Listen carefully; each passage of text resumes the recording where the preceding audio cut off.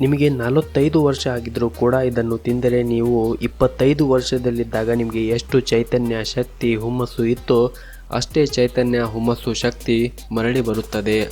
ಅಷ್ಟಕ್ಕೂ ಆ ಪದಾರ್ಥ ಯಾವುದು, ಅದರ ಬಗ್ಗೆನೇ ಇಂದಿನ ಈ ವಿಡಿಯೋದಲ್ಲಿ ಸಂಪೂರ್ಣವಾಗಿ ಮಾಹಿತಿಯನ್ನು ಕೊಡುತ್ತೇವೆ.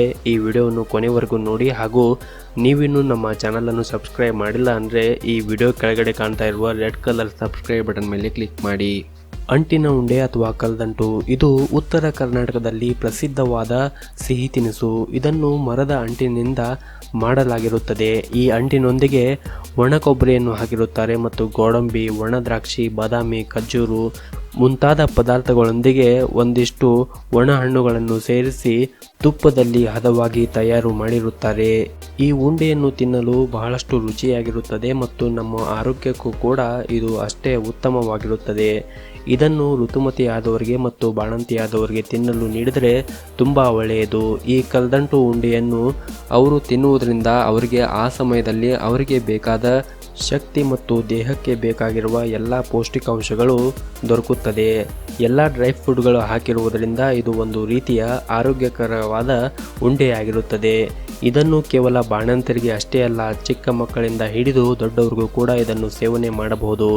ಇದನ್ನು ಸೇವನೆ ಮಾಡುವುದರಿಂದ ನಿಮ್ಮ ಶಕ್ತಿಯ ಮಟ್ಟ ಹೆಚ್ಚಾಗುತ್ತದೆ. ಅಷ್ಟೇ ಅಲ್ಲದೆ ಇದು ನಿಮ್ಮ ಬೋನ್ಸ್ಗೂ ಕೂಡ ಉತ್ತಮವಾದ ಶಕ್ತಿಯನ್ನು ಕೊಡುತ್ತದೆ. ಇನ್ನು ಬೆನ್ನು ನೋವಿಂದ ನರಳುತ್ತಾ ಇದ್ದವರಿಗೆ ಇಂತಹ ಉಂಡೆಯನ್ನು ಮಾಡಿ ತಿನ್ನುವುದರಿಂದ ಬೆನ್ನು ನೋವು ಕೂಡ ಕಡಿಮೆಯಾಗುತ್ತದೆ ಮತ್ತು ಒತ್ತಡವನ್ನು ಕೂಡ ನಿವಾರಣೆ ಮಾಡುತ್ತದೆ. ಇನ್ನು ಜಿಮ್ ಮಾಡ್ತಾ ಇರುವವರಿಗೆ ಇದು ಒಂದು ಉತ್ತಮ ಆಹಾರವೆಂದೇ ಹೇಳಬಹುದು. ಜಿಮ್ನಲ್ಲಿ ದುಡ್ಡು ಕೊಟ್ಟು ನಿಮಗೆ ಗೊತ್ತು ಇಲ್ಲದ ಇರುವ ಪ್ರೋಟೀನ್ಗಳನ್ನು ತೆಗೆದುಕೊಳ್ಳುವ ಬದಲು ಇಂತಹ ಸಿಹಿ ತಿನಿಸುಗಳನ್ನು ಮನೆಯಲ್ಲೇ ಮಾಡಿ ತಿನ್ನುವುದರಿಂದ ನಿಮಗೆ ಬೇಕಾಗಿರುವ ಶಕ್ತಿ ಮತ್ತು ಸಾಮರ್ಥ್ಯ ಹಾಗೂ ಪೌಷ್ಟಿಕಾಂಶಗಳು ಒದಗಿಸುವುದರಲ್ಲಿ ಎರಡು ಮಾತಿಲ್ಲ. ಇನ್ನು ಲೈಂಗಿಕ ನಿಶಕ್ತಿ ಇದ್ದವರಿಗೆ ಇದು ಒಂದು ಉತ್ತಮವಾದ ಆಹಾರವೆಂದೇ ಹೇಳಬಹುದು. ಇದರಲ್ಲಿ ಎಲ್ಲ ರೀತಿಯಾಗಿ ಡ್ರೈ ಫ್ರೂಟ್ಗಳನ್ನು ಹಾಕಿರುವುದರಿಂದ ಲೈಂಗಿಕ ನಿಶಕ್ತಿಯನ್ನು ಕಡಿಮೆ ಮಾಡಲು ಸಹಾಯ ಮಾಡುತ್ತದೆ. ನೋಡಿದ್ರಲ್ಲ ಫ್ರೆಂಡ್ಸ್, ಅಂಟಿನ ಉಂಡೆಯಿಂದ ನಮ್ಮ ಆರೋಗ್ಯಕ್ಕೆ ಎಷ್ಟೆಲ್ಲ ಲಾಭವಿದೆ ಎಂದು.